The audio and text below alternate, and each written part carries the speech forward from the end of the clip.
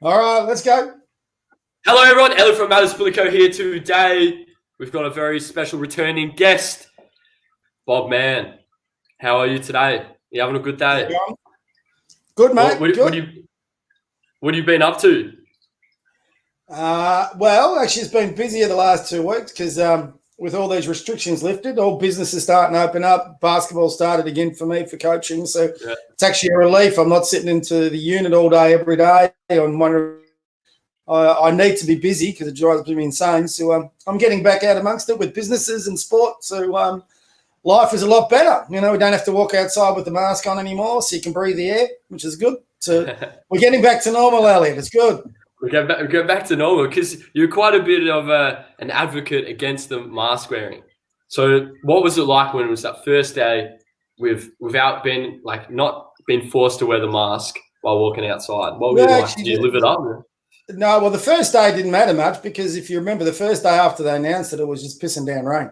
So I didn't go outdoors at all. So, in the ensuing days, no, it's actually – I remember the problem is I'm not big on the way they're managing the virus anyway. So I took every measure I could to avoid wearing a bloody mask as it was. So I think it was just a token gesture. But anyway, you know, they're looking at all their results saying how great they are. But there was an element of freedom in there. It did feel good to be able to walk out without having to look over your shoulder and worry about getting a fine or anything like that.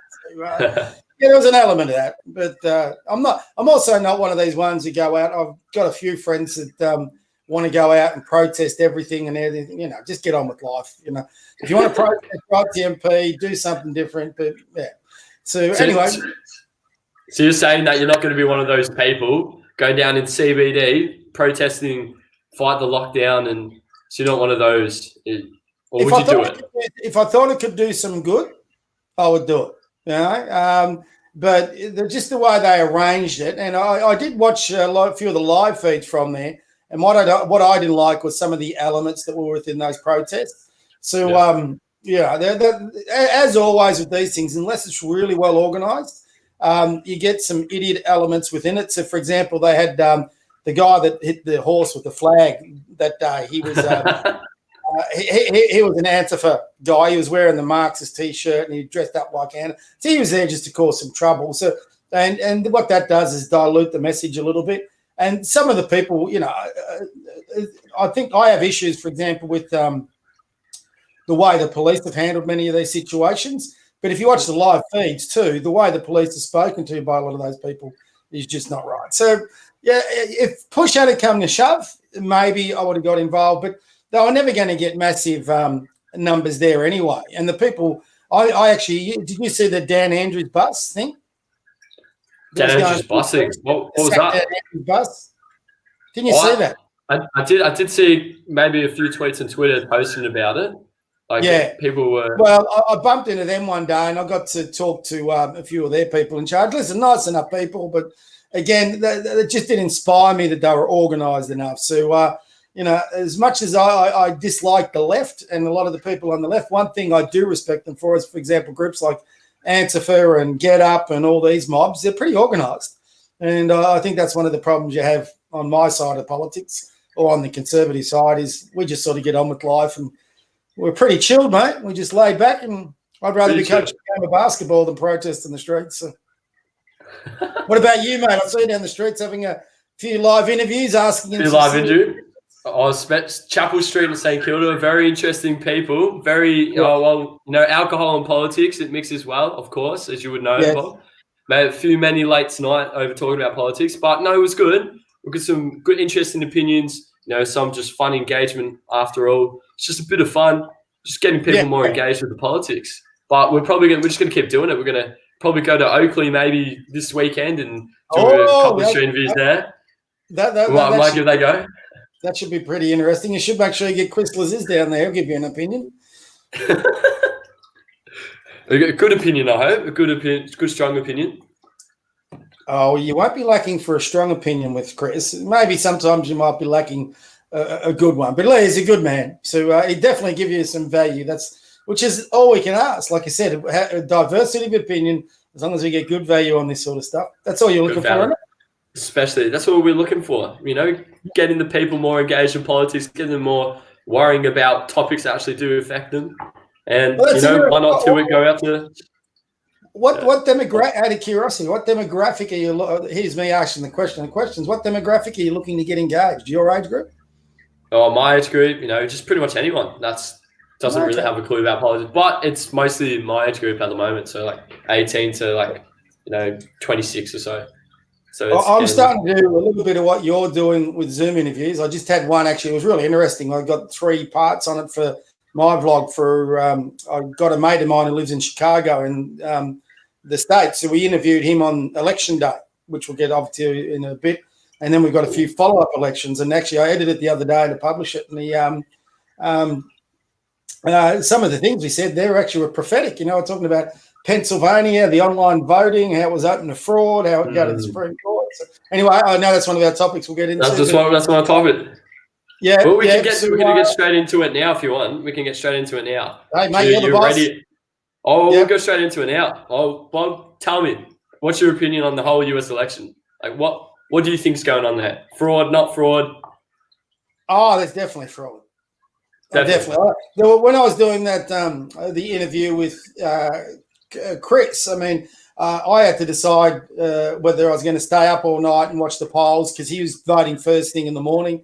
I was doing some other stuff with some work. So I just thought, you know what, screw it. This is going to be one of the more interesting elections. So I'll sit up and right through it and I'll just see the whole outcome. And for the first part, the polls went really normal. All right. And I got to one stage that Trump was this leading in all these swing states. You could see that he had these other states locked in. But there was still a few things, even up until that point, that I found really strange and curious. And I've watched, I'm 57. I've watched that many election night results. It's one thing I take an interest in, whether it's in Australia, whether it's in England, or whether it's in America. And this one, for me, just stood out for a number of reasons.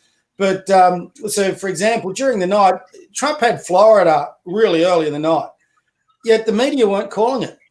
But other states, such as Arizona, that was disputable, they called really early. And there was a number of other states where he was leading by hundreds of thousands of votes. And you're thinking, normally they would be getting called. Why aren't they calling these votes for Trump? And I read a report just the other day where and I agree with it, it just seemed like people in mainstream media were trying to make sure that during the coverage, Biden was always in front. That's what came across to me. Why? So, for example, California, they closed their polls the one thing in America, their polls close like a domino effect. On the East Coast, they close at a certain time. 2 hours later, the middle states will close. 2 hours later, then you'll have the western states close their polling. And then the results come in.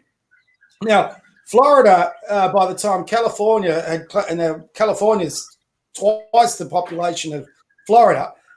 Florida was still in dispute, apparently, by the time the polls in California are closed. So they hadn't called Florida, even though Trump was leading, easily there. But as soon as the California polls shut, 15 minutes later, they called it for Biden. Now, how do you call a state 15 minutes after their polls have closed when they've got a population of 50 million? I mean, and that's when I first started to become, I'd already was feeling a bit uneasy, but then I thought, there's just something wrong there. Surely you've got to count the votes. You might think that's a blue state, but in the lead up, Trump was actually having some good rallies, some good support coming out there. And there was talk that California was going to swing towards Trump at one stage. It was probably an outside chance, but you'd think they'd need more than 15 minutes to call a state for Trump, for Biden, sorry. And finally, like a Republican stronghold in Alaska, they didn't call, even though their polls shut at the same time as California. So, there's some inconsistencies like that. So that straight away made you feel a bit nervous. Yeah. And this is all just a gut feel. But then I'm watching, and I was at the point I was going to go to bed. And the reason I was about to go to bed, I thought, Trump's got this. I'll get up in the morning and I'll listen to all the lefties' heads exploding and tears and all that. This is good. And so I just kept watching, and for some reason I decided to start. And then it was bizarre. And I talked to a good friend of mine. He hates Trump. And he said this happens normally. I've never seen it ever happen before. So in 6 swing states, and so I'm watching this live, and I thought, this is just weird. So in 6 swing states, all of a sudden, the voting just stopped. They just announced, the voting stopped. And think, Why would you be stopping? The election's on the verge of being decided, but they're stopping the vote. Now, I've never seen that happen before. This other mate of mine says it happens all the time. Not at that time of the evening. Over there, it was about midnight. So you'd think they would have kept going to finalise it. In every single state, Trump was leading. And so I thought, no, this is interesting. I just had a gut feel that this could lead into something bigger. So I thought again, do I sit up? Do I stay up? No, I thought, no, I'll see this through. I'll sit up. So I sat right up until Trump came out. Biden came out and just said, it's too close to call. We're going to have to wait. Trump came out, and Trump's press conference, as you know, I'm pretty sure you would have seen it. He basically came out and said, we don't want to see any votes dumped at 4 o'clock in the morning. Well, what do you know? Across all 6 states, votes got dumped. Now, he knew something then. He knew something was going on. Yeah. And from that point onwards, you've had all the claims of fraud. And I was a bit concerned at one stage because there was all the talk and claims. And I thought, talk is cheap. You got to produce something here. Well, in the last week, you wouldn't know it in Australia because no one's covering it. But I've been watching all their hearings in Pennsylvania, Arizona, listening to their witnesses. Yeah. Well, when the media tells you there's no evidence, don't believe them because the evidence – if you've got a person who's swearing on a sworn affidavit, they've witnessed this or they're testifying to fraud, and they've got witness after witness after witness, and a lot of these they're trying to get protection for because they're on the receiving end of death threats. One of them's already been assaulted and is in hospital. So you just don't put your name towards an affidavit. You can go to jail if you're proven to lie on an affidavit. Well, they've got hundreds of these things coming in. So, this thing that there's no evidence of fraud is just bogus, Why would a person put their career on the line? Now, the Sydney Powell, the lawyer, she's really interesting.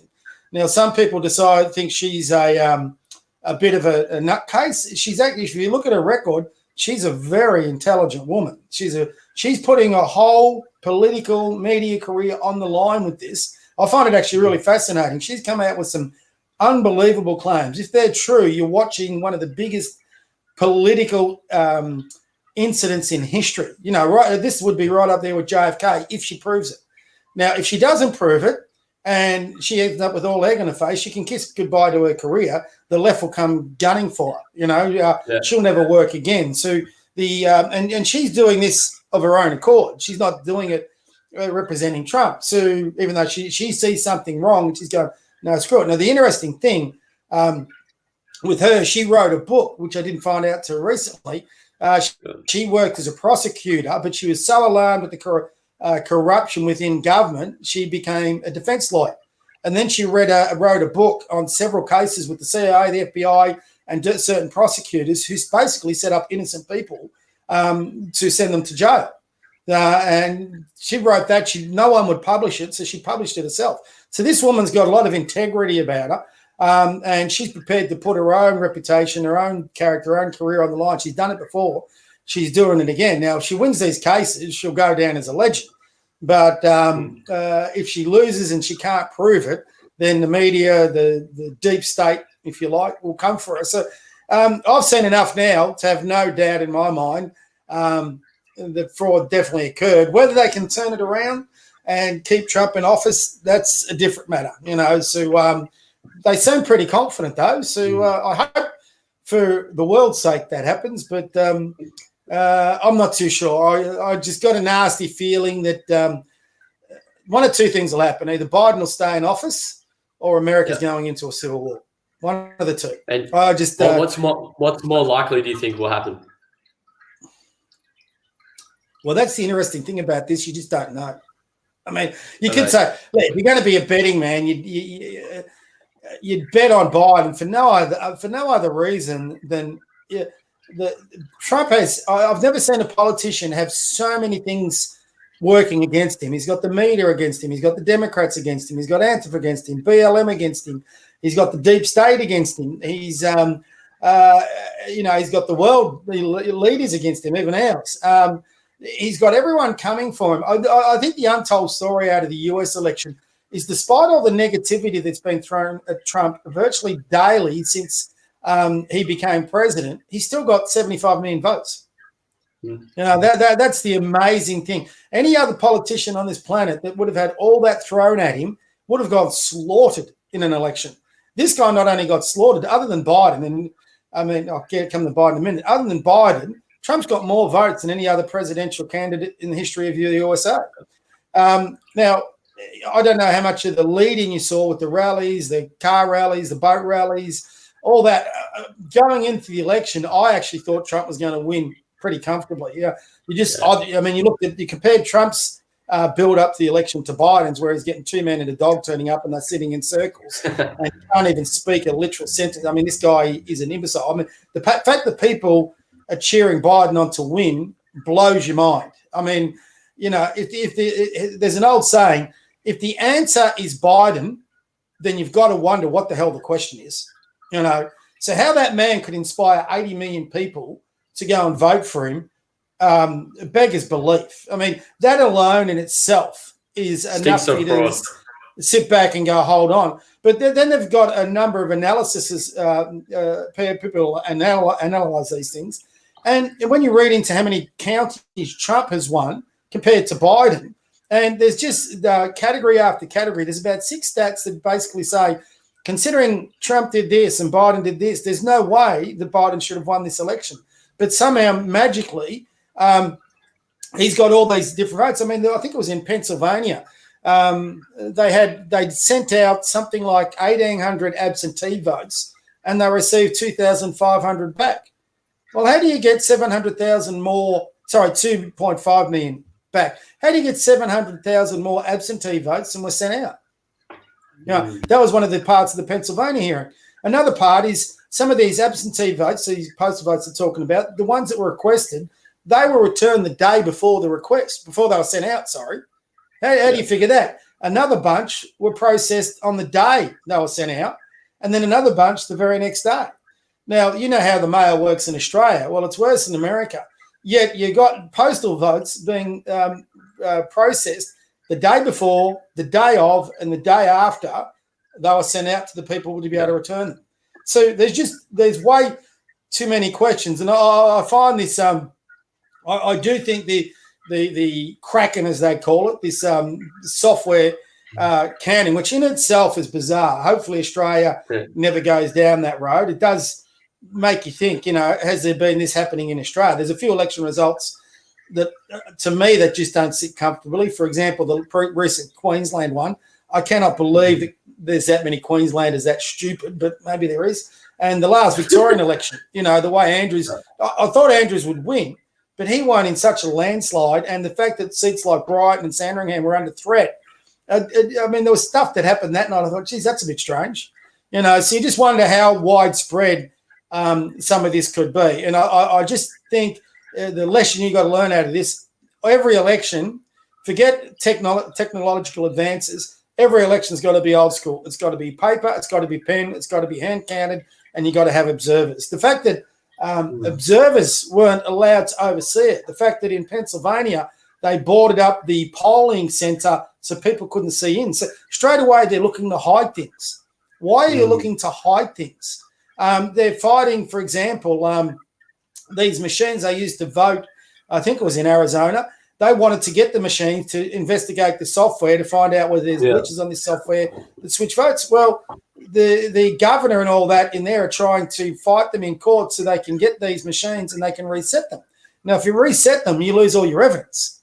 Now, if you're being transparent and you think you've won, why would you be trying to hide that? Yeah. Why would because I heard that the Dominion's not going through. You go first, Bob. You go first. Yeah, so there's just event after event that just builds your doubt. And then when you hear the evidence that's coming out, you're going, the only people that don't want to see this are people that hate Trump, which is a lot of them.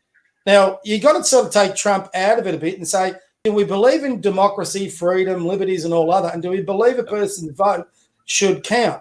Now, if you take Trump out of it and you think, listen, there's a legitimate thing of fraud here, well, then it should be investigated. And now the powers that Trump has on this, I read a story on what Abe Lincoln did in the Civil War.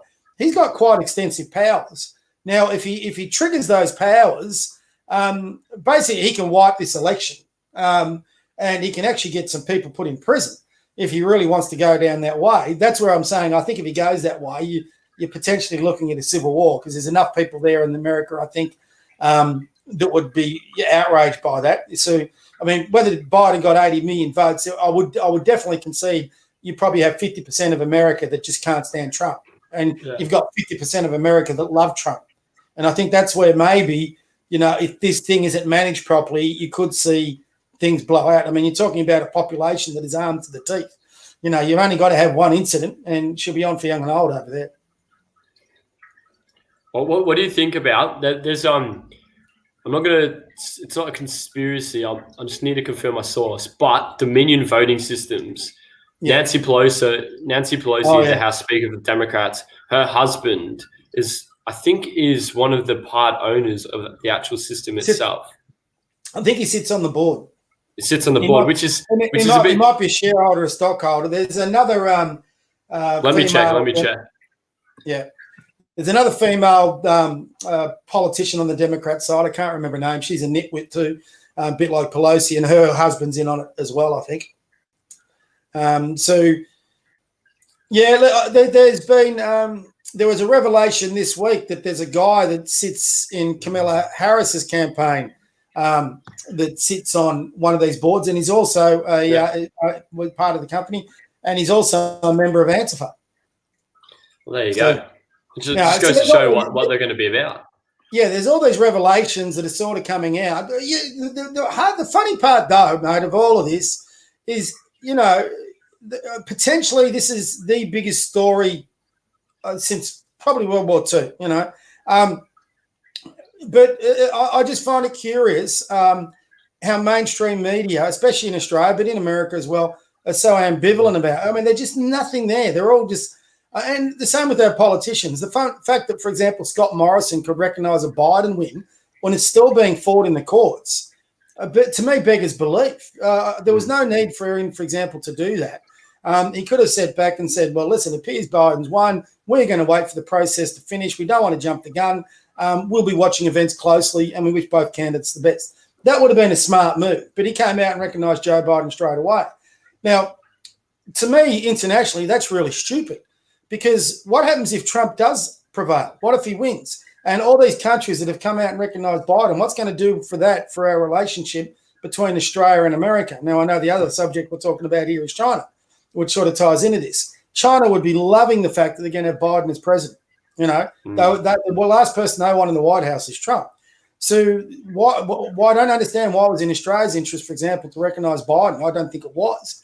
But there's certainly been a willingness to embrace Biden before he's officially elected. Yeah. Now, it also shows me the ignorance of the Australian media that they actually don't understand the American electoral system. Biden might win the majority of votes, but it doesn't necessarily equate to he's going to win the electoral college. No. If these, for example, Pennsylvania looks like their results are going to be uncertified. So if they're uncertified, it's then got to go back to the legislature in Pennsylvania. That's Republican controlled. Well, they're going to nominate their own people for their electoral college votes. I think it's on January 4th or 8th, and they'll go for Trump. But at the same time, the governor then, if he disagrees with it, who's a Democrat, can send along his own people for that. Now, when you get to that process, where does that all get decided? In the courts. So there's now about 4 states that they think that's going to evolve in because they're going to wipe out all these votes. It's going to go into dispute. And that all comes back to the legislatures in the different states. Everyone thinks that America is like Australia. It's not. It's a republic. So it's a republic of states, hence the name United States. So each state sends along their own people to say, well, here's our 20 electoral college votes. They're going to go to the president or they're going to go to Biden. So it's a really complicated thing, but our media just don't seem to be covering it the way they should be. If you read Australian media, Biden's the next president. Nothing further from the truth at the moment. So mainstream media, they just lie, and they lie again. And it's quite over the last 20 years, it's been bizarre to watch how they've evolved and how disingenuous they are as an organisation. If I had children, the one profession I would fight other than politics for them to go into is the media, not our media, but the mainstream media. You'd get corrupted the day you walk through the front door, I think. Sorry, mate. That's all right. That's all right. Go back to the some of the U.S. election with Wisconsin. Yeah. Did you see that in 46 counties they used those Dominion voting systems. And in one of the counties, 6,000 Trump votes magically glitched to Biden votes. I can't remember the name of the county, but they reversed that decision. But what is not, because you're from a tech background, as a glitch, you would know it's like some sort of coding in there. It's like it's either been purposely put there or it's genuinely hasn't been tested out and the Dominion software is absolutely terrible for it just to go straight from Trump to Biden. I think you're being generous. I mean, you reckon we're talking about the country that sent man to the moon. They're talking about sending man to Mars. Are you telling me seriously they don't have the people and the knowledge in that country to come up with a system that is bulletproof? I mean, forgetting everything else, I think on the worldwide stage, this whole election for America is embarrassing. The fact that don't tell me they couldn't have got a bulletproof system in. The fact that there is all these glitches, or the fact that they've got votes on USB sticks and things like that, all that says to me this was set up for fraud. I mean, there was 2 clips, for example. There was one, because I'm doing my own vlog on this, where in real time, if you watch the CNN coverage, you saw the votes. I can't remember which state it was in. Trump was leading, and they had the tellers, down the bottom. And as the tellers were running through, Trump had his votes there and Biden. They had the clip, and all of a sudden, 20,000 votes just switched sides. It happened in real time as you were watching it. They went from Trump to Biden. So you go, what the hell is going on there? Now, that was only the one that this guy the source. So you don't know how many times this was going on. The fact that right now you've got 155 million people that registered to vote. I mean, in Pennsylvania, there was something like 8,000 dead people that voted. I mean, give me a break. I mean, again, everyone who says there's no evidence of fraud, you're just an imbecile. You just hate Trump that much, you don't want to see it. And that's actually a bigger concern to me than anything else, that people are willing to accept fraud to get their candidate up. And look, I would hope, and I'm confident I would, if I saw the same evidence that was actually assisting Trump, I would call it out as well, because that's not what we're there for. If that's the case, you're losing your democracy, you're losing your country, you're losing our freedoms. For you and me, when we walk into a polling booth, what's the point? We're going to go and vote, but it's just a myth. I mean, to say your vote counts when you've got all these powers behind the scenes that are going to contrive the vote to get the result they want. That basically takes the one thing we have that is powerful to every citizen away from us. So there was that, and then there was the one, we all joke at Biden's expense, for example, but then there's the clip where he clearly came out and said, we had the most extensive, deep fraud system set up, something along the words, I'm verbling him here, that American politics has ever seen. Everyone wrote it off as he just had a slip of the tongue. But if you're suffering from, those mental faculties that diminish your knowledge, the one thing that I've read up is you do actually have one of the things it does cause is you do actually happen to tell the truth a lot more than what you would like. So Biden is, if you look at his history, is not a very truthful man. No. There's incident after incident after incident where he and his son have lied. But as he's gotten older, what they're saying is this could be one of the instances where he just let out the truth unwittingly. And he's talking about how extensive this system they've got ready to prepare. The guy that was in Antifa, he came out to his supporters, they recorded it, and he came out and told his supporters, don't worry, Trump's not going to win this. We've got it sorted. We've got it fixed. So, I saw that clip.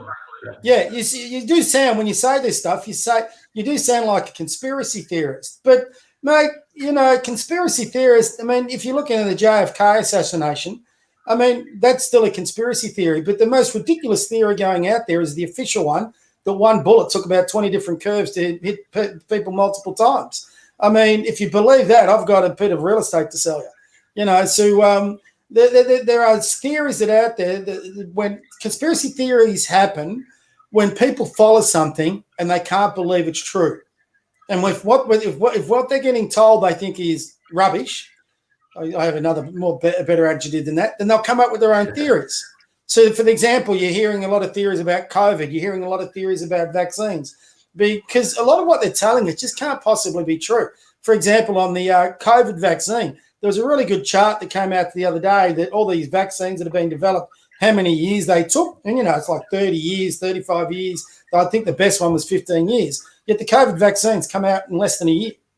Now, conspiracy theorists now, and even me, you're thinking, how's that possible? Did they have this prepared before the virus came out? So if you start thinking that way, you go, well, if that's the case, then this virus is weaponized. Now, people will have a crack at you about that. But if you look at the results of what has happened that have been beneficial to one particular country in particular, you've got to actually question the whole thing. Now, if you question it, what's the best way to shut down a person who's questioning something? Call them a conspiracy theorist. Conspiracy theorist, yeah. Now, so I think you've got to be careful with all the conspiracies, but you shouldn't wipe them off. You should listen, because sometimes the wildest conspiracy theory is going to be the one that comes true. Now, there's certain revelations that over the history of time, for example, if you knew at the time, you think, oh, that's nuts. All right. I had an argument the other day. I'll give you an example. I had an argument the other day. They were talking about World War II. All right. And I think it came from China or Trump or something, and said, oh, well, overseas parties wouldn't get involved like that. And I said, okay, who was the biggest supplier of trucks and vehicles to Nazi Germany in World War II? And they said, oh, Mercedes-Benz. And I said, well, look up your history books, because you'd be surprised to know it was the Ford Motor Vehicle Company. Henry Ford was given a medal by Hitler for services towards Germany during World War II. He was an anti-Semite. So, but people didn't know that in those days because they were at war with Germany, and they kept it sort of hush-hush. So people wouldn't have known at the time, but then, 50 years later it came out. So if you had have said that at the time, you probably would have been labelled, guess what, conspiracy theorists. So, you got to be a little bit careful. And there is like 2,000 conspiracy theories out there. And, when you got that many, a few have got to be right, don't they? I do. You got to play the percentages. Few of them are going to be right, and probably, like you said, some of the wildest ones you've ever heard will be correct. Especially with the US election, I reckon. The media, the more they're doing this, the more the media do this, the more, like I'm actually writing an article on this for my paper. So Dr. Fauci. So sorry, getting off subject, but I think it's a good one. We love a bit of Dr. Fauci. Well, Dr. Fauci, he's about to be nominated, I think, for the Person of the Year by Time magazine, and also there was talk about a Nobel Peace Prize. But I watched an interview with him, and this is just a classic example of mainstream media. And if you watch enough, and if you get, what do they call it, red pilled, your eyes get opened up, you see more and more and more of this. So Sam Shepard, he's a journalist, interviewer that used to work at Fox, got kicked out. He now works at MSNBC. So he had Dr. Fauci on there for an interview. And they were trying to push there should be a compulsory mask mandate right throughout America. Well, good luck with that with 320 million people. But that's what they're trying to push. So what they were using, and I was watching this pretty much live on YouTube, what they were using was the example of Melbourne and how successful Dan Andrews has been in Melbourne. Well, that sort of made you choke a bit as it was. But then Dr. Fauci had said in his interview that he'd been talking to a number of the medical professionals, the people like Sutton and all them in Melbourne, and just to see how well they were doing and how impressed he was. So he made the claim that he was well across what was going on in Melbourne. And Sam Shepard then came out after he said this and said, well, why aren't we taking Melbourne as an example? So this is to an international audience where they started off with 20,000 positive tests per day, and they're now getting it virtually down to zero. And I said, 20,000 per day? When did we ever have 20,000 per day? The highest never had 20,000. Yeah, well, the highest amount we had was 725. Now, Dr. Fauci, who's supposed to be across all this, supposedly was speaking to our professionals, supposed to be thing. He just sat there and didn't bat an eyelid. He let that lie go straight over to the keeper and said nothing. So, if you're listening to that from, say, England or South Africa or Japan, you think, oh, God, they had 20,000 a day in Melbourne and they've got it down to zero. No, we didn't. I talked to my mates in America, told them our cases.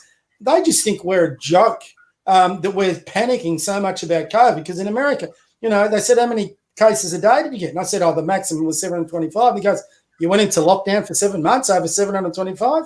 And they go, yeah. And he goes, you guys are crazy, and we are crazy, with all the damage we've done. So there is just another example of he's lied. You see the lie, it increases doubt. And if you're a person who's been watching it like we do, then you go, well, if they're lying, what's the truth? So what do you do then? You go in search of the truth. Now, when you start finding certain things that you think are truthful, you start sharing them. Again, the quickest way to shut you down is your conspiracy theorists. Yeah, it's the same with the climate change argument. If you make a valid argument that climate change there is, but it's a normal event, there's nothing to worry about, what are you labelled with? You're a denialist. Well, there's actually plenty of evidence to prove you're right. And so what they try and do is label you. So you just got to be really careful. There's going to be a lot of that coming out in America and the USA and even over here. If Trump does get this to the Supreme Court and he does prevail in the end, the next 4 years is going to be just, I don't know. You just don't know where it's going to lead to. It's. Do you reckon it'll be biblical? Like it will just be like a weird. I think it already is. I think we'll be if Trump loses, I still think we'll be talking about the Trump presidency until the day we die.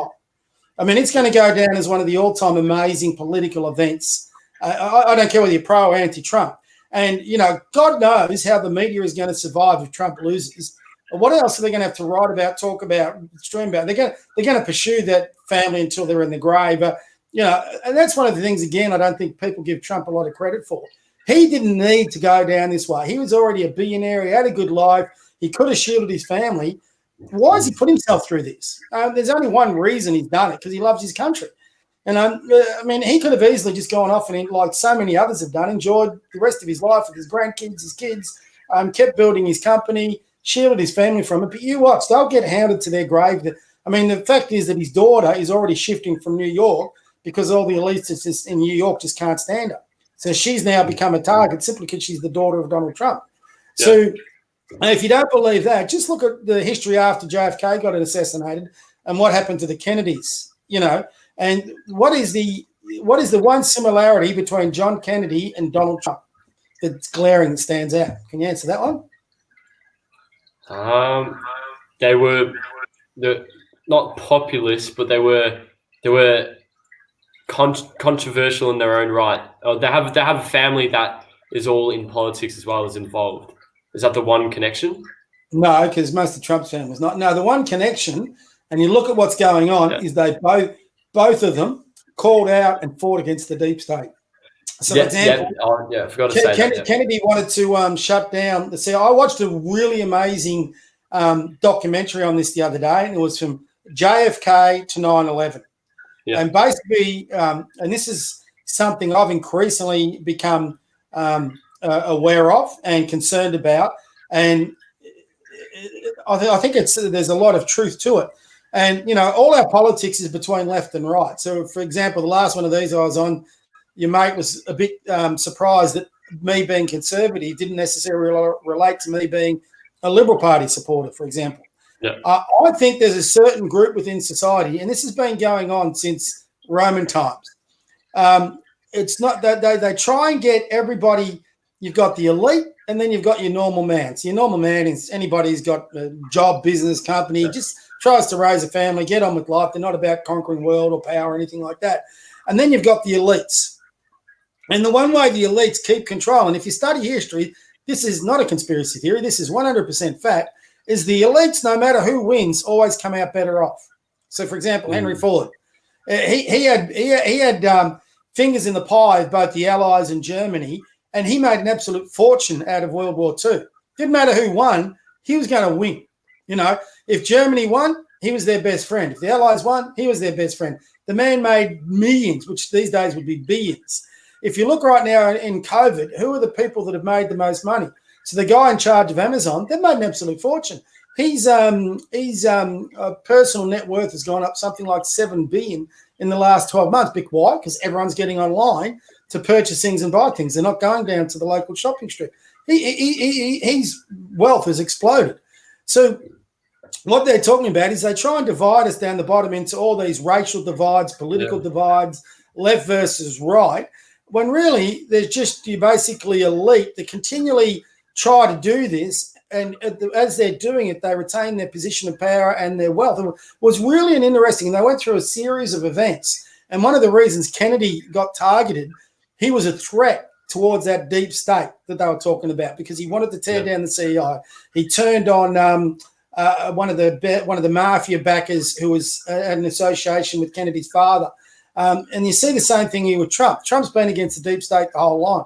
He's actually made enemies of many of the corporates. For example, all the big tech corporates, they can't stand him. So you see all these forces aligned against him, just like you saw him aligned against Kennedy. Thankfully, to be honest, between you and I've been waiting for an assassination attempt on Trump. I'm surprised it hasn't happened. Why do you think it hasn't happened yet? I just think these days is probably much tougher. I think the security around the presidents these days is so lock stock. And I mean, they haven't tried to kill the man, but you could argue they have tried to assassinate him via his character. I mean, you look at all the attacks on him being a racist, an anti-Semite, all these misogynists. They've definitely gone the route of character assassination. I mean, most of those things, if you look into them pretty carefully, they're unfounded. There's really no truth to them, but they've labelled him all these things. They've tried to assassinate his character. Bizarrely, it's the ordinary Joe on the streets that have saved that. And the more they try to assassinate his character, the more his support base gets behind him. So that's one of the really, I think, great things to come out of it. A lot of people like to call them deplorables. I don't see that at all. I watched the March for Trump in Washington. So they had the live streams in it. So you went right in amongst the protesters. You know, all I saw was genuine citizens, good people, people like, I've associated through with the basketball associations. All they want is the best for their families, their kids, their businesses, their communities.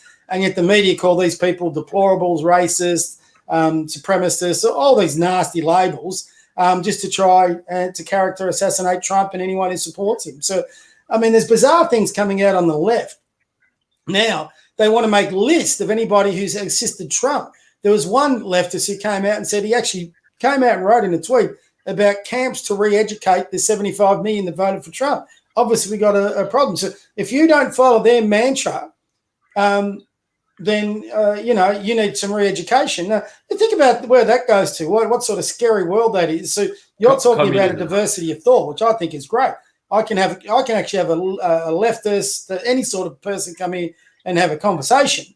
But I'm not going to say to that person, I want you to go to a camp and we're going to re-educate you. We're talking, we're talking craziness. It's just, it is a bit funny, but if that keeps building over the next 10 years and we allow it to keep building. So, for example, what you're doing, what I'm doing at my end, what I call citizen journalists, it's really important stuff because if you don't have that, you don't start educating more people. I mean, if you can change the minds, Elliot, with what you do of 10 people, if I can change the minds of 10 people, then those 10 people can go out and change the minds of other people. And you do it through the way you should do it, through the discussion, debate, education, opening up people's eyes to different aspects. Then you can have a ripple effect, hopefully. And that's the one good thing about technology today, that we can all get on there and have these conversations. So I think what you do, credit to you, is an important role. Hopefully through that, those days of this insanity, basically totalitarianism, just won't happen. So it's probably a good segue into China, mate. Go into China. Well, let's get into China because we've had an interesting conversation about USA, but the global superpower China. We're in a bit of argument with them at the moment. So what was your first reaction when you initially saw the Chinese foreign secretary tweet out the Australian soldier photoshopped with a knife to an Afghani kid saying, "We will bring peace, don't worry," at the bottom. A saying like that at the bottom. How did you feel? I wasn't surprised. That's China. I mean, what do you expect?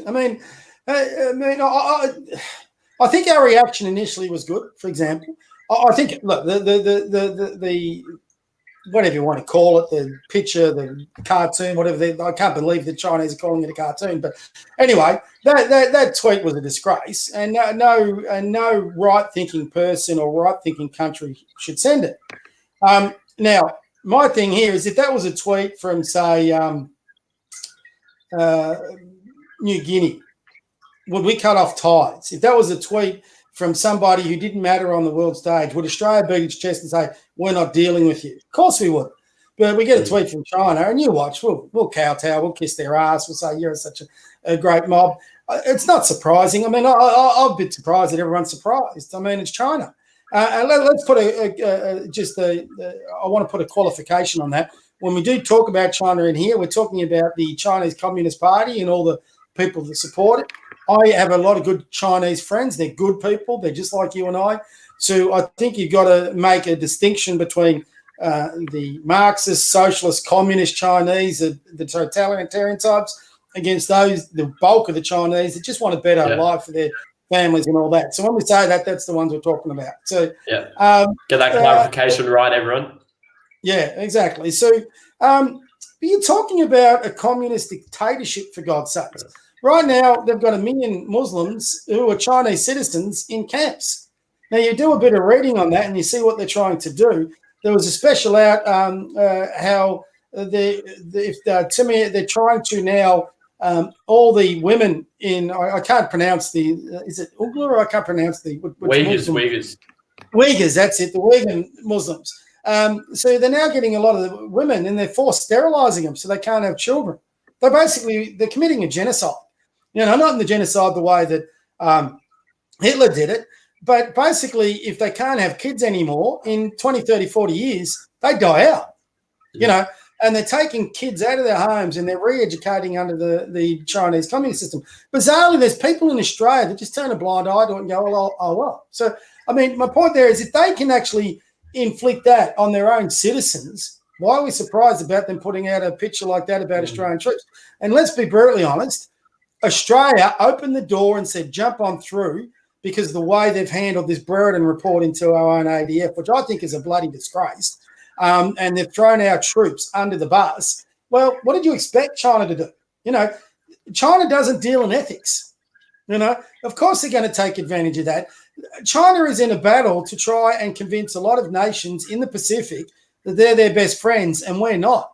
So we've given them a roll goal opportunity to send this out to all these other bureaucrats, and now they have a point of argument about, well, look what the Australians did in Afghanistan. They're admitting to it. We won't do that. These guys kill innocent people. Well, we've invited that. We've hung, drawn, and quartered soldiers in our defence force before they've even had the trial. So, whatever happened in this country, it's innocent before proven guilty. And our politicians couldn't wait to jump on that bandwagon, including our Prime Minister. I reckon the heads of our defence force and our government should be shot over the way they've handled that. And again, they could have handled that so much differently. Listen, there's been a report. There's some accusations in there. We're going to let the trial and the investigation play out. These men are innocent until proven guilty. Yeah. They've got to be given the benefit of the doubt. What did we do? No, we've jumped all over it and basically said to China, well, here you go, have a crack at us. So they did. Why are we surprised? Yeah, why should we be surprised? We shouldn't. Yeah. That's China. I just, this whole thing about China has just got me, mate. To be honest with you, I'm sort of sick of hearing about China. China's in the news every second week. Personally, if you knew of a man that was committing severe domestic violence against his wife, would you turn a blind eye to it and let it continue? Or would you go to the authorities? Or worse, would you maintain a relationship with that person? Would you actually deal with that person? He might be a business partner, or he might be a mate you go down and have a beer at the pub with, or whatever. What our government is saying, so here's the Chinese government abusing its own citizens in this Muslim community, and the Hong Kong and Taiwan. You go on and on and on. So our politicians are saying to us, well, it's okay to turn a blind eye to that sort of abuse because we have a trading relationship. They're worth dollars to us. So are they saying I should continue trading with the person who bashes the shit out of his wife and abuses his kids because it means dollars? Is that the sort of country we are now? So, as far as I'm concerned, if I was leading this country, God help us if that ever happened, but I would be cutting all ties with China. I would be going as much as you can. You can't do that overnight. But I would certainly be exploring other markets, and I would make a decision across government bureaucracies. Start not worrying about China. Start finding other markets. There's 178 nations on this globe. Why are we so infatuated with one of them? All we ever do is want to trade with China, import market China, import it from Japan, import it from South Korea. Deal with countries that deal in Western democracies, freedoms, and liberties. Will we pay extra for that? Yes, but we're not selling our souls for it. What human rights abuses does South Korea, Japan, countries like these have that China don't? If that means as a nation, if that means you and I have to pay extra for a fridge or a TV or whatever, so be it. If every country on the planet did that to China, guess what would happen to China? It would collapse. They would collapse, and there would be no more CCP. No, exactly. So we just we don't turn a blind eye to it, because you got guys like Twiggy Forrest, who's making a personal fortune out of it. He doesn't want that trade, and because he donates money to both the Liberal and Labor Party, and you've got others, not just Twiggy, they want to see that relation thing because they're selfish, But this is where a strong leader's got to step in and say, you know what, we're not dealing with this anymore. I would be cutting all trade with them. But, we come out typical Australian politics. So Scott Morrison comes out, good on him, with a forceful statement about it. What's China's response? They've just slapped him around, laughed at him, had a bit of a giggle, said, get down on your knees and kiss our feet, basically. And what does Scott Morrison do? He goes back on his party meeting and says, well, okay, boys, I've said enough, that's it. What? You ask for an apology. You're obviously not going to get an apology. So if you're going to draw a line in the sand like that and say, we want an apology, but then you're going to back off because they've gone to you, what are the Chinese now thinking? We're just pushovers. They're going to get away with anything. Exactly. And if you track this back 70 years, when Gough Whitlam first went back to China, Matt Canavan, who I respect as a politician, he made a very good point the other day. If you go back to 2000, our trading relationship with China was 10 billion. And we were a good 2000. The 90s were the best time. The 80s and 90s were the best time of my life in Australia. Great times. We didn't have a massive trading relationship with China at that stage. The country was a great place to live in. There was nothing wrong with trade. Our debt was a lot less than what it is now, for example. There was a lot less bad things going on in our society in those times than now. And it was the best time of my life by a mile.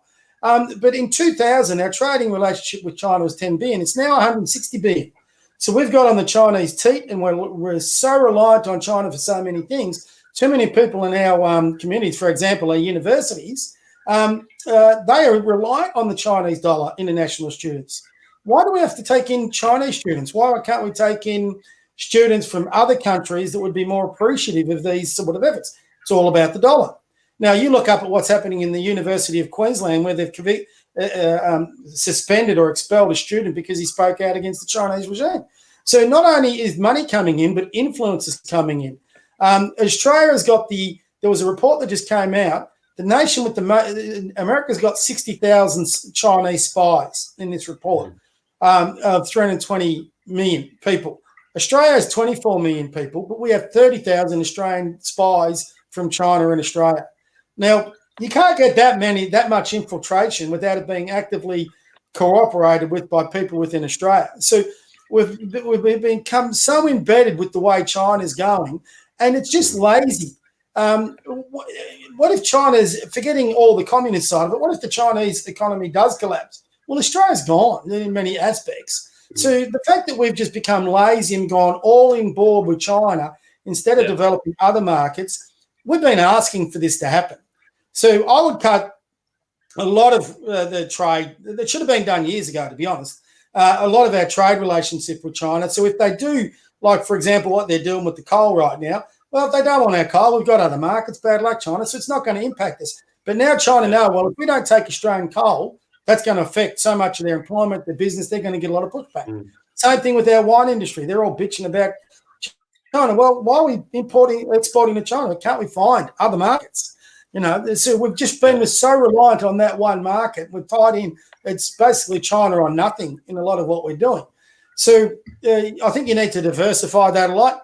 I think also, this will send, if you've got any greenies watching, if it's okay to export coal to China and burn it there, we're obviously not too worried about the climate environment. Well, why don't we build a few heli coal stations over here, the high emission, low energy, like they do in Japan, super clean, and burn that coal here and give us the cheapest energy on the planet. And you know what? Maybe bring a bit of manufacturing back where we actually start making some electronics in fridges, TVs, cars. Bring the car industry back a little bit. No, too hard. You know, so our politicians, I think, are pathetic on that front. There's no innovation. There's no entrepreneurship. There's no thing. They just want to virtue signal and be woke all the time and not really take up a stand. So, and if you're going to do that, you know what else you've got to get serious about? Instead of spending $50 billion on renewables, which are going to be absolutely pointless if China ever gets serious, nuclearize our defense force. Because there's no way, if China ever got serious and decided they were coming for Australia, there's no way we could come out. Yeah. I mean, they've in arms, China's got about 1.5 million and 1.5 million troops. We've got 50,000. How the hell if China ever decided to fly in? Yeah. But with the troops, though, they're specifically trained for the South China Sea. I was watching a video talking about that. If China were to invade Australia, their troops wouldn't be ready to tackle our terrain unless they're getting some sort of special program. And plus, we got US bases surrounded, and their aircraft carriers aren't as modern as they should be to tackle Australia if they were to invade. We could fend them off. I think you're speaking just like the Allies spoke for World War II when Nazi Germany took over the whole of Europe. I think that I read a separate report. And that's interesting. I don't know a report, and you know you can read 20 reports or 20 different ones. Thing basically, this report said if there was a war in the Pacific between America and China, there is no way America could win it. That's how much the Chinese. Why couldn't they win it though? Like because the capabilities of China is. It's a lot more. They're a lot more. Again, the report I'm reading, the capabilities now of China have surpassed America. So with those South China Sea islands that they've got, has given them an extra naval and air capability. They're basically just locked in aircraft carriers anyway. Mate, they're going into I'll give you an example. Going into World War II, right, the big technology to them was the battleship. By the time you got to Pearl Harbor, that had been superseded by the aircraft carrier.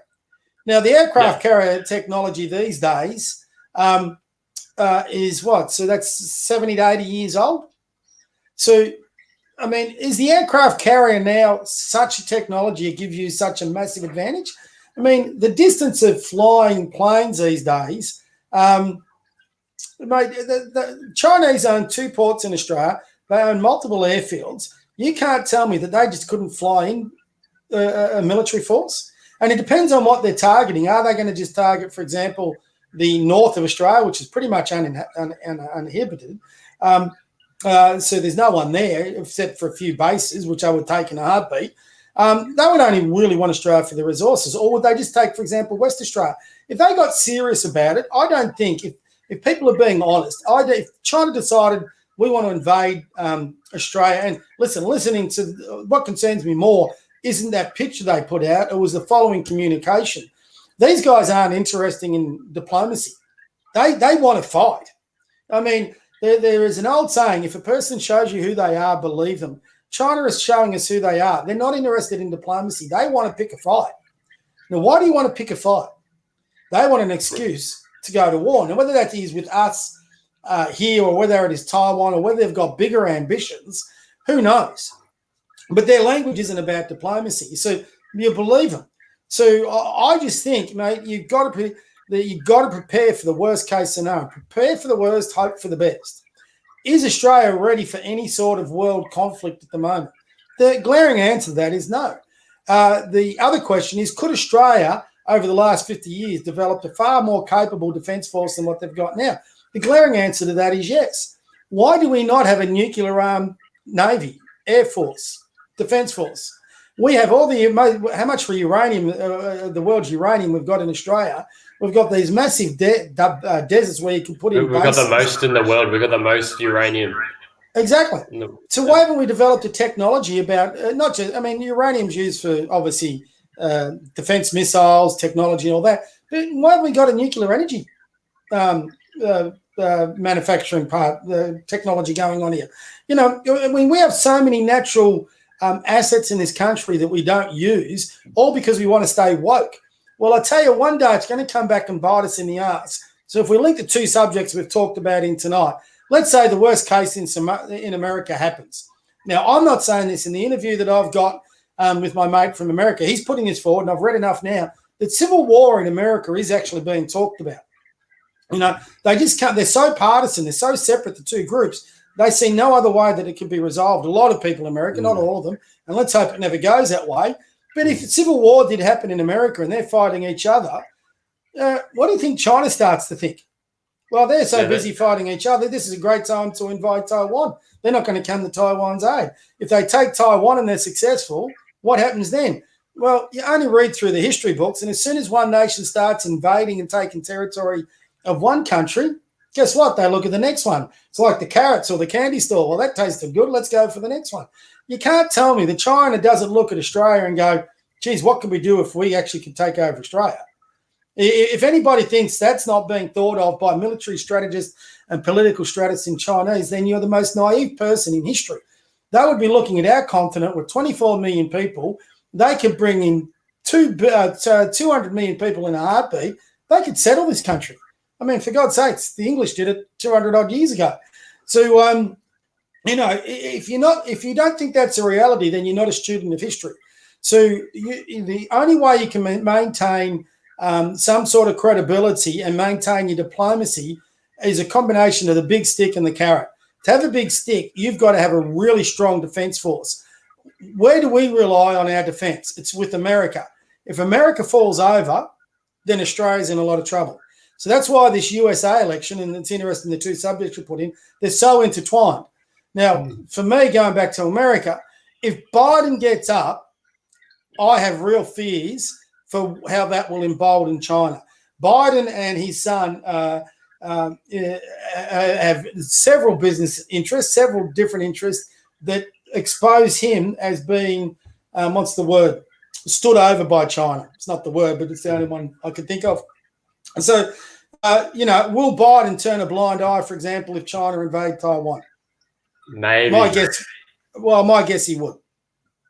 And so, God help us if that happens, because, a country's going to allow China to just walk into Taiwan and take it over. If that happens, then we're selling our souls big time, So, but, countries don't even recognize Taiwan. I don't think, I could be wrong here, I don't think Australia recognises Taiwan as a nation yet. No, I don't think we do, because we don't want to offend our relationship with China even more. But Taiwan is a nation that has a democracy, individual freedoms and liberties. They believe in free trade. They are very similar to what Australia is. Taiwan should be a nation we should be embracing and saying, you are the sort of nation we want to believe in. And you know what? Well, not only will we embrace you as a nation, we will develop defense ties with you. We should be approaching Taiwan, Japan, South Korea, India, Vietnamese. I mean, China's not just rattling the saber with us. They're doing it with all their neighbours as well. Those neighbours really need to unite and to sign some sort of defensive pact against China. And then at the same time, you try to keep the back channels open where you're trying to bring all the thing down. But you can't beat a bully by succumbing to them. Australia now has got to get very active at combining these countries in this area into a defence. If I was Prime Minister, if I was head of this country, the first thing I would scrap is that submarine deal, that they did for diesel submarines. What's the submarine deal? Hey? What's the submarine deal? Enlighten me on it. Don't you know about the submarine? Well, before Turnbull's last election, because Greg Hunt was not Greg Hunt. What was his name from South Australia? I can't stand him. He's a little weasel. He's not in politics anymore. But his seat was under threat, whatever his name was. To keep that, they promised they were going to get all these submarines fitted out, not built. These French submarines fitted out in South Australia to create jobs for South Australia to keep this guy's seat. So these submarines that they're purchasing now from France, they're actually designed to be nuclear powered. So you think, okay, well, let's make these nuclear powered submarines. But because Australia can't have nuclear powered submarines, they're now refitting them to become diesel submarines. We are spending something like 50, 60 billion on these submarines. The first one's not going to be delivered for another 5 years. The last one won't be delivered to 2050. They're diesel submarines. I mean, powered submarines were being used in World War II. And here we are in 2020 talking about using diesel submarines in a country that could have nuclear power submarines. We've got everything you'd need. So I would scrap that deal, get rid of it altogether. It's the biggest waste of money. We're going to send, if we go to war, we're basically sending our sailors to their deaths. They'll be targeted. You're talking about China, who does have nuclear capability in their fleet, on land, wherever. They'll just blow those things out of the water. Now, why wouldn't you spend 50, 60 billion getting on the latest Virginia-class subs from America, and you get 6 of them all armed to the teeth with nuclear weapons, and all of a sudden you've got a deterrent? You can say to China, well, listen, you can continue this saber rattling, but where's it going to lead to? When does a bully start to listen? A bully starts to listen when he knows that if he takes you on a fight, you're going to punch him back, and you're going to punch really hard because he's a bully. Now, right now, they're looking at Australia, and they don't see us as a bully. They're not going to see us as someone who's not a bully, someone who'll stand up to a bully. They see someone who's going to fall over because of all this stuff. They think they've got us wrapped around their little finger. So, mate, it's a simple. If you have the necessarily courage, the intestinal fortitude to deal with it, it's a pretty simple solution, in my opinion, to solve. If you don't have that intestinal fortitude, and I don't see that too many of our politicians have, how you solve it, I don't know. But I would be increasing our defence spending. I would be getting our defence forces nuclear capabilities. And I know a lot of people out there will be going, oh, my God, it just makes sense. I mean, you look at Israel that's surrounded by Arab countries. The reason Israel doesn't get invaded, they have nuclear capabilities. For example, if any of those Arab countries tried to invade Israel, Tehran would copy a nuclear weapon overnight. The Israelis aren't going to go away. All those countries know if they try and go too hard at them, Israel will strike back and strike back hard. That's why they've survived. The Iron Dome as well, the missile protecting system. That just keeps the peace. I'm talking if there was a genuine effort by Iran or Iraq or something to come, Israel's not going to cop it. They all know that. They're not stupid. I mean, if you're in China right now, if you knew you were going to invade any country, for example, let's say it was Australia, but you know the price you'd have to pay for invading Australia was copping a few nuclear weapons on your mainland, you're not going to do it. So whether people want to, survival is a human instinct. That's whether you're a maniac or not. It doesn't matter. And the proof's in the pudding. Since World War II, we've not had any major global conflict when we've had all these nuclear missiles across the planet. Now, people don't like that. I don't like it. But the fact that's human nature. Survivalism is human nature. So Australia's got to have a deterrent. And we don't have – our biggest deterrent is America. And I think increasingly, if we keep relying on America and don't stand on our own 2 feet, somewhere down the track, we're going to get bit on the arse and regret it. I hope it doesn't happen in my lifetime, but that day will come for sure. It's virtually a certainty. So I would be certainly increasing our defence capability, and I would certainly be re-strategizing our trade links with China.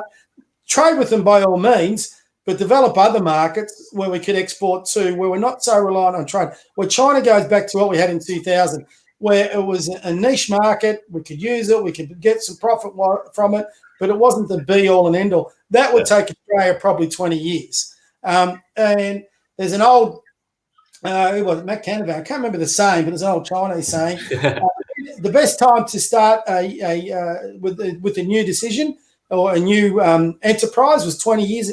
The 2 best times to start a new enterprise was either 20 years ago or today. I reckon that's a really good saying. So, okay, we probably should have done this 20 years ago. We haven't. So let's get started today. And in 20 years' time, we'll be in a better place. So for someone like you, 20 years seems a long time. For me, it seems like 5 minutes. So put in place everything that can change the way society needs. I'm not hearing that. All I'm hearing is, okay, we'll send out this little, the Prime Minister gets on there and says, how dare you put this picture out? And then the next day he's telling his cabinet, no more. So, talk is cheap. Actions speak a lot louder than words. What are our governments, what are both the Labor Party and the Liberal Party doing to cut our ties with China and develop ties elsewhere? And the answer they're not doing anything. Nothing. No, exactly. Absolutely, Scott, zero. Yeah. So if things deteriorate and get worse, what can we do about it? If we keep doing that, nothing. If China, the worst case, China's got their sights on Taiwan. There's no doubt about that. And the reason there's no doubt, because they've come out and openly said it. They eventually want to take Taiwan back into China. They see Taiwan as a part of China. Now, as soon as whenever that does happen, and that will come one day, whenever that does happen, and if they're successful in it, again, that will just give them incentive. Worse, if they do it and other countries turn a blind eye to it or just turn the other cheek and let them go away with it, then that will embolden them even more. If you think China's bad now, wait till then. China will basically come across, and I don't know whether you've followed a lot, but this other thing through the World Economic Forum with the Great Reset. You do any reading? The Reset. I've heard about the Great Reset. Cheeky little devils they are. Trying to do a lot of reading on that, and China's in that up to their eyeballs. So and you're getting back to China's now talking about they want they want a microchip for every vaccine so everyone can be tracked. And I'm going, why would you give that? And there's people in the World Economic Forum that think that's a great idea. Why in God's name would we, a country that puts its own people in the camps, 1 million of them, why the hell would we want to give them the capability of tracking every citizen on the planet?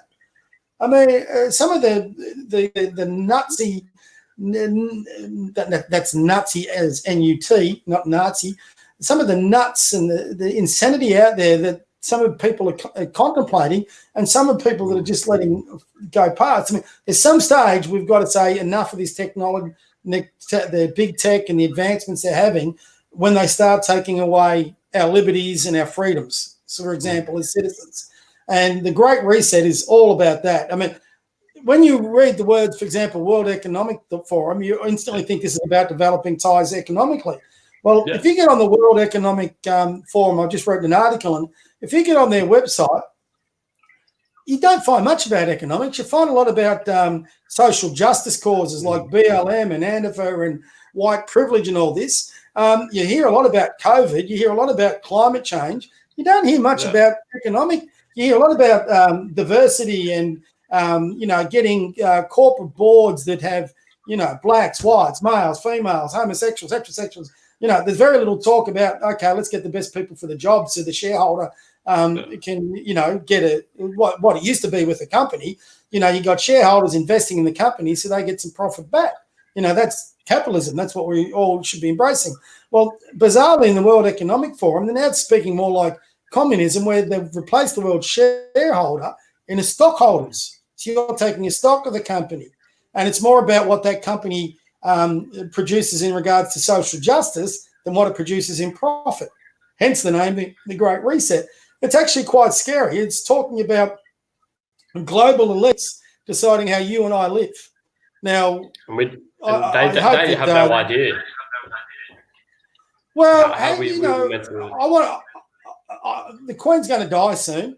And I tell you what, Australia needs to become a republic ASAP, because when we get King Nitwit on the throne, King Charles, he's not showing. The Queen Elizabeth has been brilliant because she's kept out of politics and she's been a monarch and she's been a steadying influence. So whether you're a monarchist or not, I tend to be Republican. You've got to respect the role she's played. But her son is an imbecile.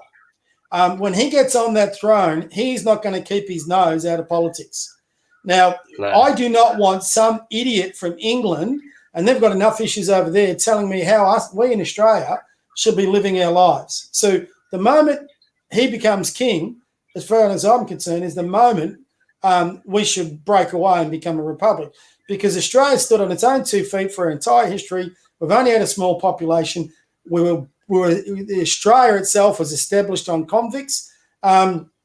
We don't need the elites from somewhere else in the globe coming up and telling us how to live our lives. How to live, what to do, where to go, tracking us.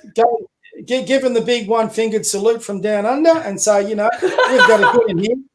You guys can go get stuff. But, our governments do engage in this. On Greg Hunt, he's got the book by Klaus Schwab, who's the founder and he's the chairperson of the World Economic Forum. It's sitting on his bookshelf in his office. That concerns me. They've all got this Build Back Better slogan. Biden just used it. Trudeau's just used it. Johnson just used it. Scott Morrison's used it in some of his talk. Jacinda Ardern has used it over in her recent election campaign.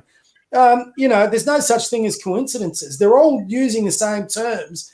Are they all buying into this great reset? So I think we've got off track, but China is involved in that. So for all we know, the strategy from China could be forget a military sort of takeover. We're going to go for this great reset, which just plays in our takeover. Now, you've only got to look at, for example, the Belt and Road Initiative. If you do any research into that, they go into these third world countries, get them so far into debt that instead they can't pay China back. And as soon as they can't pay China back, then China goes, well, you're now one of our satellite countries.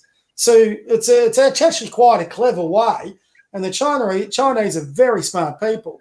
It's quite a clever way to expand their influence. So that's happening. And they've also got certain people, for example, on the World Health Organization. You've only got to look into the United Nations and even on this World Economic Forum. They've got people that push the Chinese barrows. So the Chinese influence is growing. It's getting bigger. It's getting larger.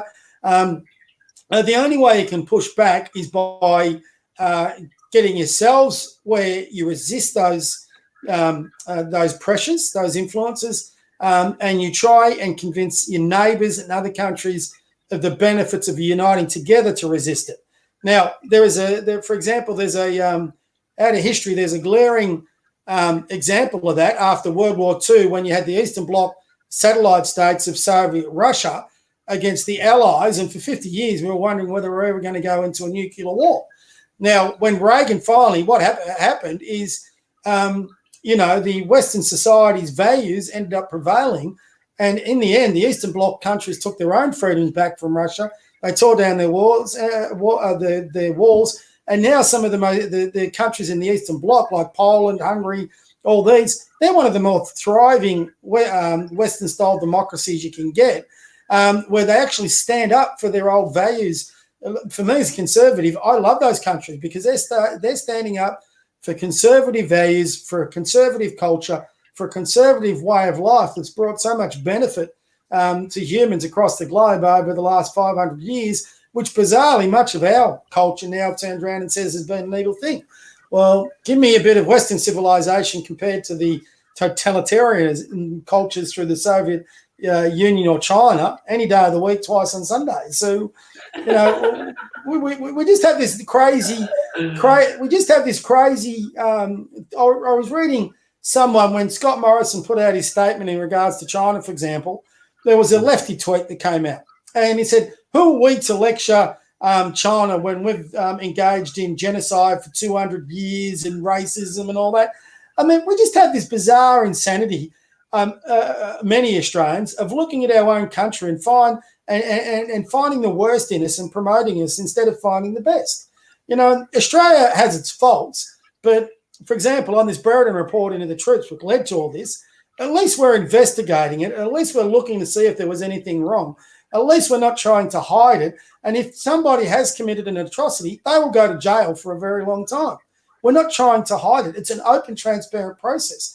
Now, if you compare that to what China's done over their journey since, you've only got to look how the Chinese Communist Party came to power and how many millions of their own people they enslaved and killed to get there.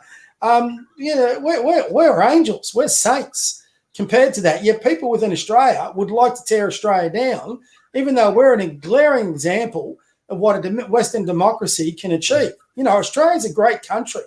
We don't realise how great we are, but we've got people in our own parliament that would like to see the worst of us, and worse, would like to deal with the devil. How many of our politicians have close ties with Chinese? How many have been paid by the Chinese? A number of them have been called out. So, Sam Dastyari. Well, Sam Dastyari's one, but he's not. Again, you'd have to be quite naive to think he's the only one. I would question some of the ties of, for example, John Hewson, Kevin Rudd, and Malcolm Turnbull, because they're all, for example, anyone who comes out, and again, I hope you don't have any green followers, anybody who comes out and argues vehemently for renewables, for money to be invested in renewables. Now, they're all arguing out there, I'm all for the environment, I want to cut down carbon emissions, blah, blah, blah.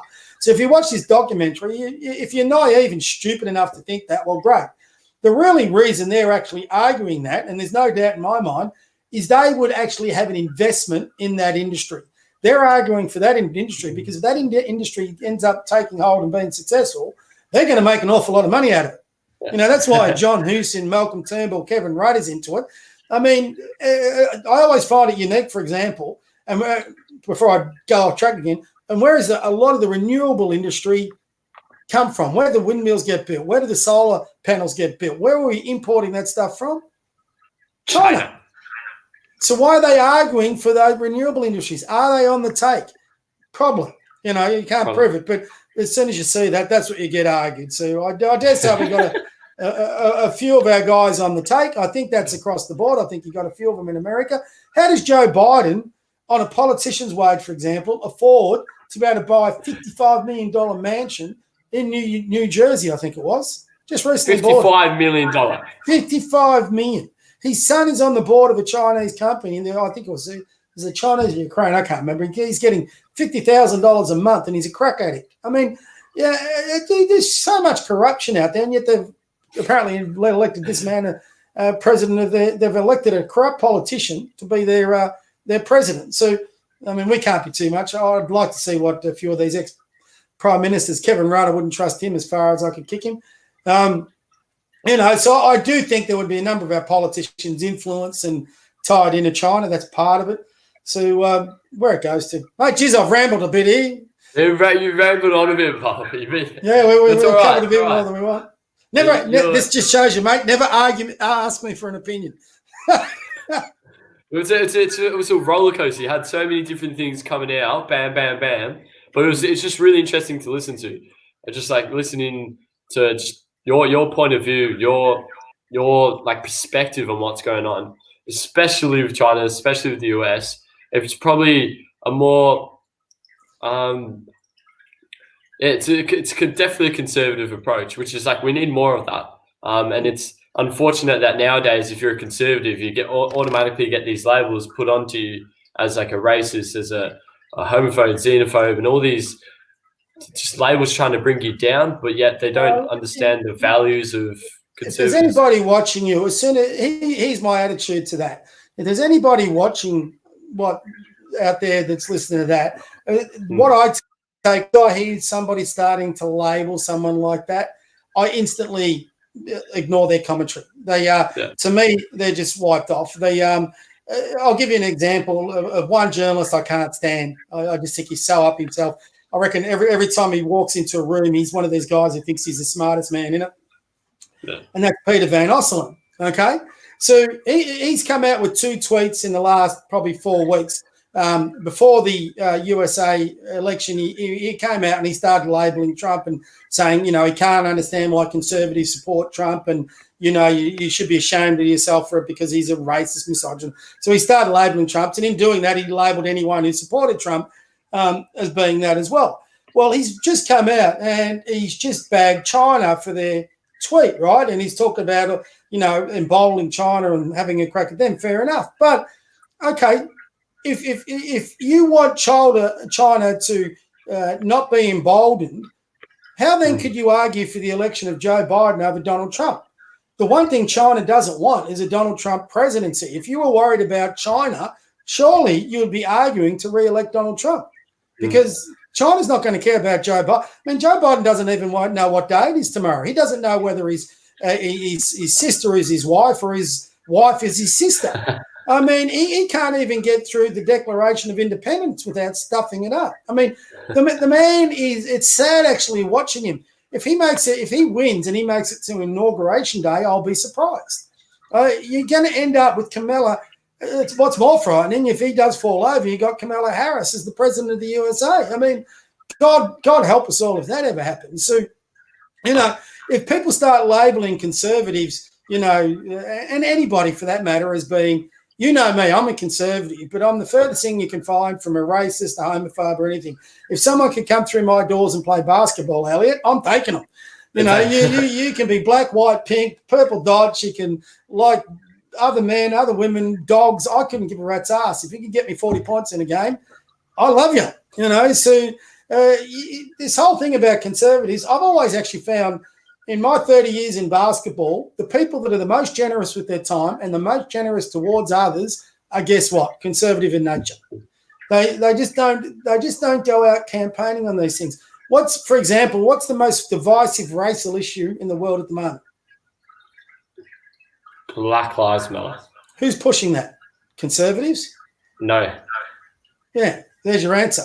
So how conservative racist? The biggest racial divide is Black Lives Matter, which is being pushed by a far-left Marxist organisation. Tells you everything you need to know.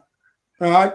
So conservatives aren't racist in their nature at all. In fact, most of the biggest advancements in Australia have been done under conservative governments. For example, gay marriage under a conservative government, recognising Aboriginal citizens under the conservative government, giving Aboriginals the vote under a conservative government. If conservatives are these racist people that are against diversity and against all this other stuff, then why are the big changes happen under them? Now, not all of those happen under a conservative government, but an awful lot have.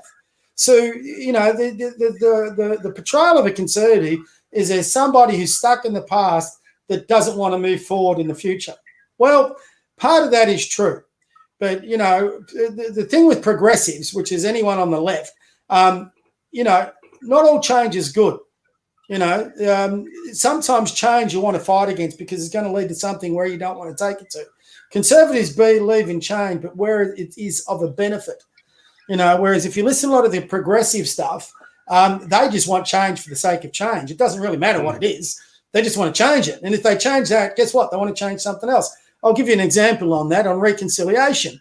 So when I was growing up, all we ever heard about was an apology. Got to have an apology. If we're ever going to come to and be reconciled with our Indigenous community, there's got to be an apology. So they had the March for the Apologies because Kevin Rudd finally apologised. Was that enough? Oh, no. Now we've got to have a treaty. Is that no? Oh, now we've got to have a voice in Parliament. So let's say we end up with a treaty and the voice in Parliament and do all that. Will that be enough? No, they'll then move on to the next thing. So it's going to be this constant, you know, change until, you know, basically you get something you don't want.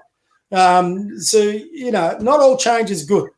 So conservatives can look at a change. And unfortunately, mate, I don't think really there is I don't think there's a party that really represents true conservative values anyway. The Liberal Party's gone so far from it's a joke. Labor will never get there. And the Greens, well, they're just another planet. So, yeah, conservative values just aren't pushed much. Sorry. You know what I like, Elliot? I'll have my say. So sorry again. You know what's funny? Actually, I'll give you another side. Is I also think conservatives can't have a conversation with people from, you know, we're so stuck in the past you can't actually have a similar conversation. So I tested it out one day before I started. I do Zoom on my interview. So I trialed a few different programs before I started doing live interviews. Yeah. I ended up being lazy and settled on Zoom. But so I trialed Zoom on two of the guys I coach. Now, a lot of the guys I coach coming from Melbourne Uni, they come from naturally a leftist platform because they've been pretty much indoctrinated with it. So I actually get in and we actually have a bit of fun where we actually have these debates all the time. Get out of me and the guys in there, the ones that always engage in the debate or start it are the young guys, because I think they look at a conservative like me and they think, oh, this is weird. Because most conservatives, they don't want to rock the boat. I'm a bit different here. They would rather sit back and just be quiet, get on with life, and, you know, they'll make it count when they get You're rocking the boat, Bob. You love rocking the boat. I do a bit, yeah. So they find it curious that they've got a conservative that voices his opinion loudly and clearly, not care what anyone says. So what I do find is they're a bit of a thirst for knowledge about it. So I got on this Zoom thing, and I had two of them come to me and say, "Oh, we're well into Black Lives Matter." Now, this is a whole another subject for another day. I believe all lives matter. I believe good lives matter. I don't believe you should be targeting any sort of racial stereotype saying either black lives are more important or white lives are more important or Asian lives are more important. You know, lives matter.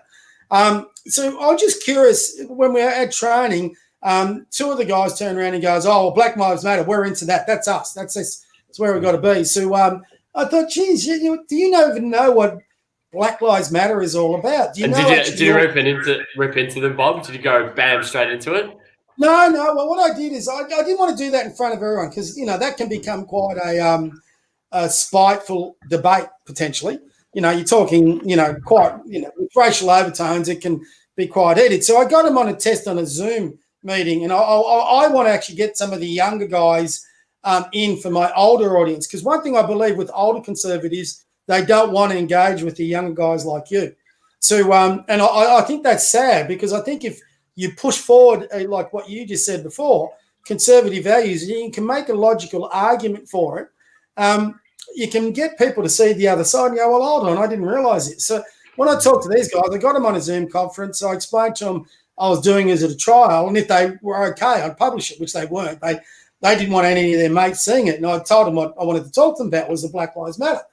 And, once I actually took them through it step by step of what the actual organisation represents, and I asked by beginning, okay, what do you want out of your life? Do you want to get married? Do you want to have kids? Do you want to own your own house?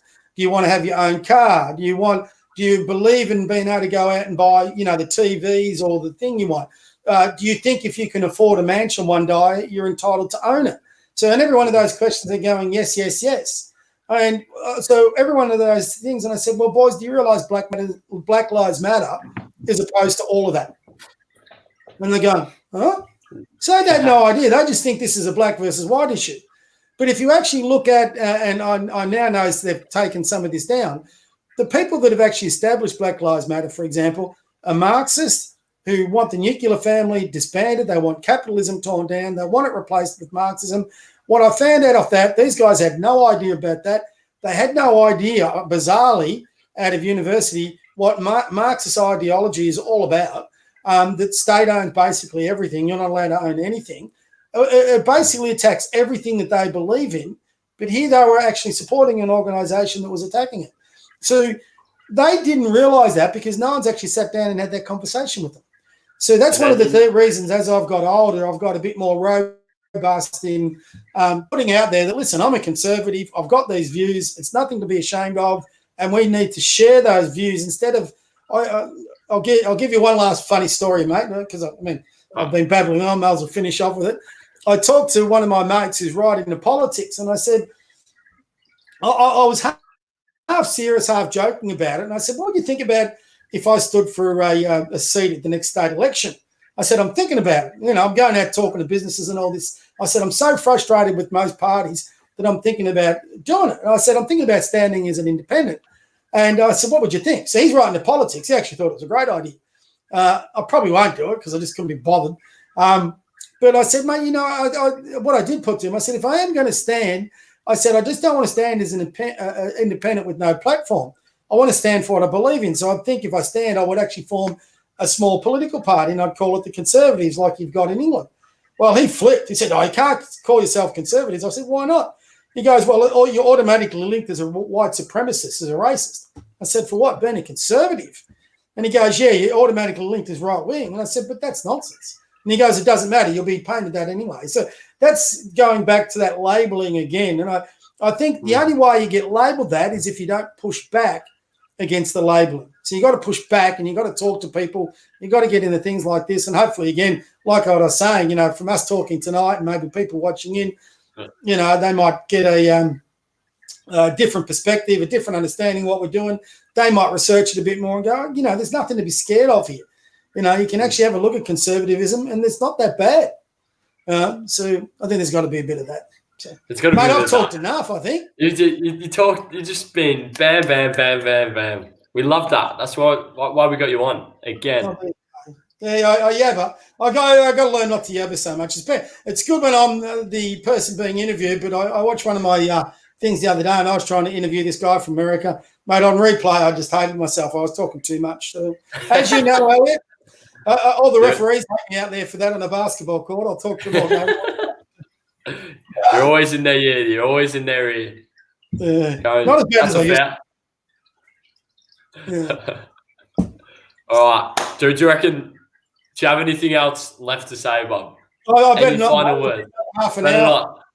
I better not, unless you got something else, you got an opinion on anything else. We'll have to call it out. We've spoken about everything. We have. So you might have to edit it. Well, this is going live, isn't it? It's already live. It's already going live. I was going to say, you might have to edit it back. Well, so much for that. So anybody I've kept up for too long, I got bored to tears, I apologise in advance. There you go. All right. So that was the legendary Bob Mann. He's got so many just solid, valid, conservative opinions. So interesting to listen to, and hopefully people can, learn a thing or two, or maybe start leaning towards conservatism. We're not promoting it, but promoting the right to have a solid and free opinion without judgmental judgment from each other. So I'm promoting it. Promoting it. Bob's promoted it. We can't, because we're trying to be as moderate and in the middle as possible. But so you're not the ABC. We're not the ABC. We're not gonna rail and worry down. But we're gonna accept your opinion, and it's a bloody good one as that. With a lot of people probably falling down the same line as you. So thank you, Bob, for coming on tonight. We loved it. My pleasure, mate. Always fun. Always fun. It's always a bit of fun just listening to you going. Letting you, as soon as you start, you just keep going, and you don't stop. I can. No, well, I won't say that word. Not in life. I can talk a bit of crap. All right. All right, mate. Thank you so much. I'll see you soon, Bob. Thank you for coming on. Love your work. I'll see you.